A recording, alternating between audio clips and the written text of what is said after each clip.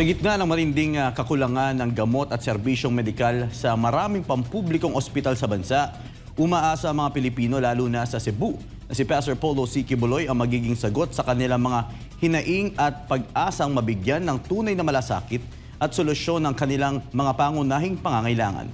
Alamin ang report ni Jim Ribiosa.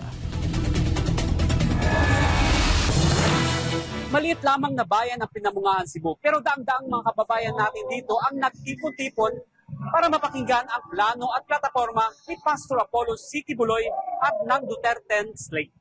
Kahirapan ang natiling isa sa pinakamalaking suliraning bumabalot sa buhay ng maraming Pilipino. Batay sa nilabas na datos ng Philippine Statistics Authority, nitong nakaraang Marso taong kasalukuyan, 3 sektor ng lipunan ang nakapagdala ng pinakamataas na antas ng kahirapan sa bansa. Ang mga katutubo ang may poverty incidence na 32.4%, mga mangingisda na may 27.4% at mga magsasaka na umaabot sa 27%. Bunga ng kahirapan ng kabuhayan, maging ang paghingi ng lunas sa karamdaman ay nagiging napakalaking hamon para sa bawat Pilipino. Gaya na lamang sa kalagayan sa bayan ng Pinamungahan, Cebu. Sa kabila ng pagkakaroon ng district hospital na pinangangasiwaan ng provincial government, hindi pa rin sapat ang serbisyong medikal na naihahatid sa mga residente.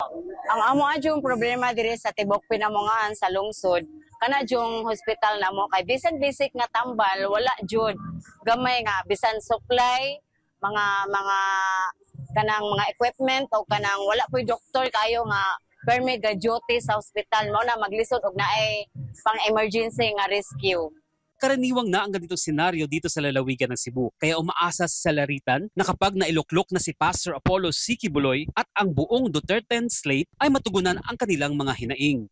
Pastor Quiboloy, manghinaot jud mi nga molusot ang line-up sa PDP laban tapos ang amongan niyo pastor kay matagaan lang jud ang amuang problema diri sa ospital og matag barangay na mo nga tambal nga naay kanang butika.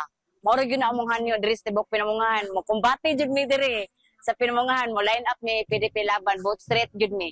Sa nagkakaisa at sa bayang ayusin natin ang Pilipinas nationwide rally ngayong araw, mas tumitindi at lumalakas ang panawagan ng ating mga kababayan na piliin ang mga lider na may malasakit, may tunay na puso sa paglilingkod at handang magsakripisyo para sa kapakanan ng nakakarami na walang halong pansariling interes.